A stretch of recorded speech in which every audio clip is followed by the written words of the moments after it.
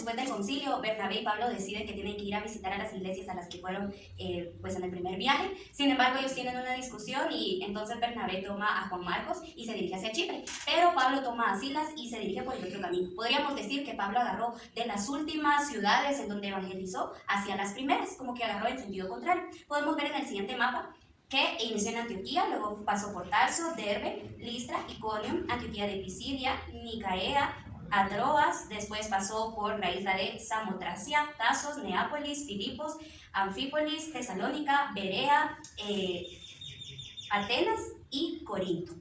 Bueno, en este viaje que él realizó, definitivamente pues nuevamente se encontró con que los judíos estaban en contra de lo que él decía, puesto que, bueno, sus leyes y lo que les habían enseñado sus padres por medio de la tradición oral era distinto a lo que Pablo estaba viniendo a hablar. Pero Pablo no lo hacía con la intención de que ellos dejaran sus costumbres, sino él solo venía a instruir a los gentiles y mostrar que el reino de Dios era para todos, como mencionábamos anteriormente.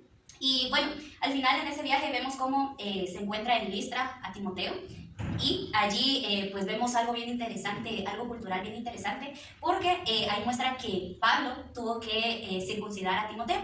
Y esto podríamos decir, pero ¿cómo si Pablo venía hablando acerca de que no se debían circuncidar los gentiles? Lo que sucedía aquí es que Timoteo tenía un padre griego y una madre judía. Entonces, por respeto, él lo tuvo que circuncidar. Entonces aquí vemos algo interesante. Pablo no estaba en contra de las costumbres judías, sino que lo que buscaba él era que los gentiles no se regieran conforme a eso, sino que ellos conocieran el evangelio desde el punto de vista como Jesucristo, su resurrección, su muerte, su ascensión y toda esa parte. El problema estaba en que los judíos sí creían que él estaba en contra de sus costumbres, y no. Lo único era que él no quería que los gentiles siguieran esas costumbres, puesto que era solo para los judíos. Pero aquí vemos que Pablo respetaba la cultura judía, las costumbres judías. Entonces, toda la bola de chismes que se había armado en contra de Pablo, diciendo de que él estaba en contra de los judíos y que estaba enseñando cosas que no debía, era falso. Muchas veces lo metieron a la cárcel, lo apedrearon por razones incorrectas. Si bien él le enseñaba a los gentiles acerca de que no debía regirse en eso. Pero, pues como todo, ¿verdad? Lamentablemente, habían personas que llegaban y tergiversaban el mensaje. Además, vemos que Pablo y Silas son llevados a los magistrados y entonces ahí los acusan de que estaban enseñándole a los romanos costumbres que ellos no debían seguir. El imperio romano estaba ahí imperando y por supuesto que ellos tenían el poder en ese momento. Y que estuvieran enseñando otras cosas distintas no era agradable para ninguno. Entonces creo que también ahí hay otro problema y otra cuestión bien interesante durante los viajes de Pablo, que es que Pablo llegaba a una ciudad que tenía una cultura, una ciudad que tenía costumbres y tradiciones y todo. Y por eso el mensaje de Pablo era tan chocante.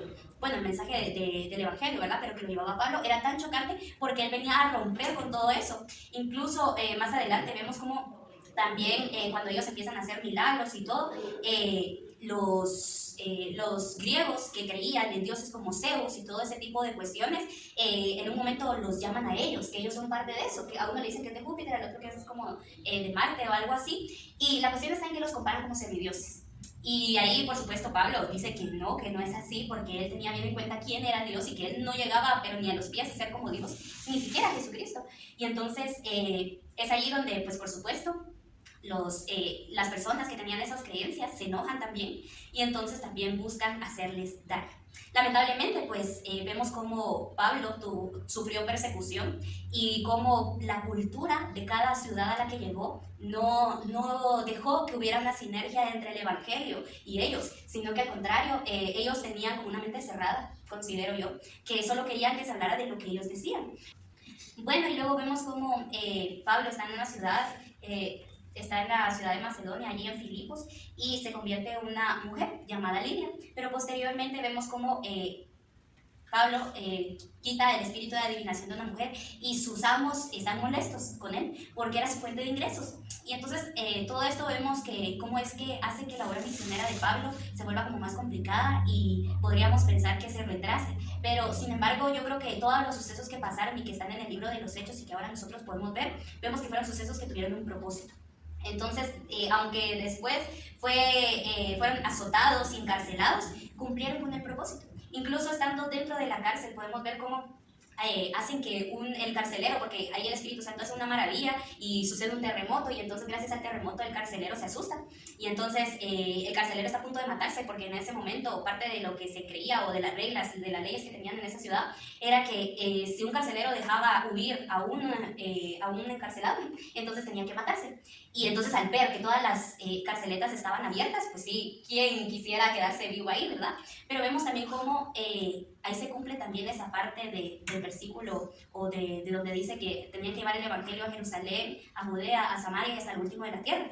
Porque a esa persona, al carcelero, le hablan acerca del evangelio y de que si él quiere aceptar a Jesucristo. Y entonces él le pregunta que si él y su casa quieren aceptar. Y entonces creo que eso es maravilloso porque si ellos no hubieran llegado a ser encarcelados, no hubieran podido pues mostrarse el poder de Dios, pero también no se hubiera podido dar ese gran suceso y que el carcelero aceptara al Señor Jesucristo. Entonces yo creo que a lo largo de los viajes de Pablo, pues definitivamente hubieron sufrimientos, hubo persecución, hubo dolor, a quien le gustaría ser apedreado, a nadie, pero cumplió con el propósito. Entonces creo que eso es algo importante. Y además vemos cómo también Dios no se concentra solo en cierto estatus social, porque vemos que Lidia pertenecía a la clase alta, la muchacha esclava a la más baja y el carcelero romano era de la clase media. Así que definitivamente estos tres personajes muestran que la sociedad de Filipos era variada, pero que Dios se interesa en todos.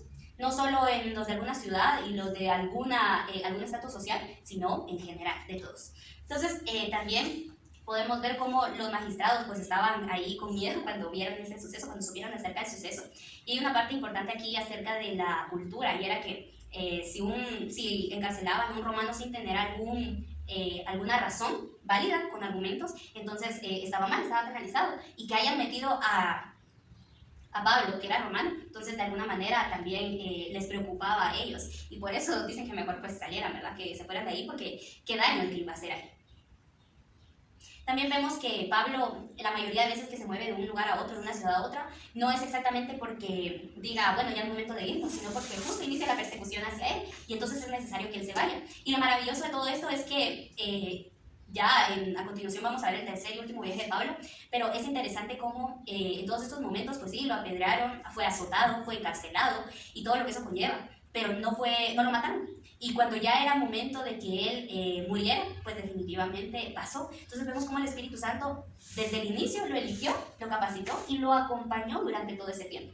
Pero que también cuando ya era momento, el Espíritu Santo pues le revela de que ya es momento de que él vaya a Jerusalén y ahí en Jerusalén va a pasar sus últimos años, días. Entonces pasaríamos al tercer viaje de Pablo, donde sucede esto que estaba diciendo.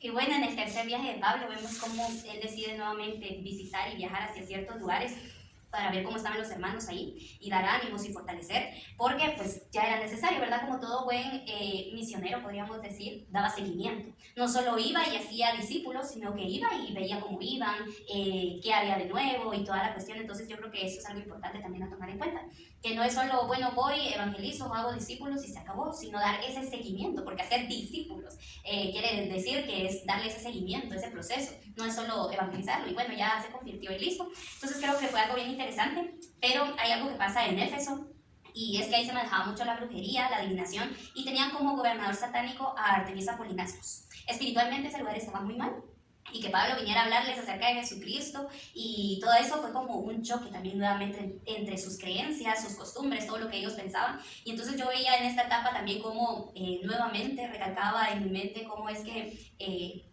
Pablo tuvo que irse contra las costumbres y la cultura que las personas tenían, porque estaban alejadas de lo que hablaba el Evangelio. Entonces es interesante también conocer qué era lo que se manejaba en esos lugares a los que él iba, y que por eso eran pueblos de dura cerviz y costaba que llegara el Evangelio.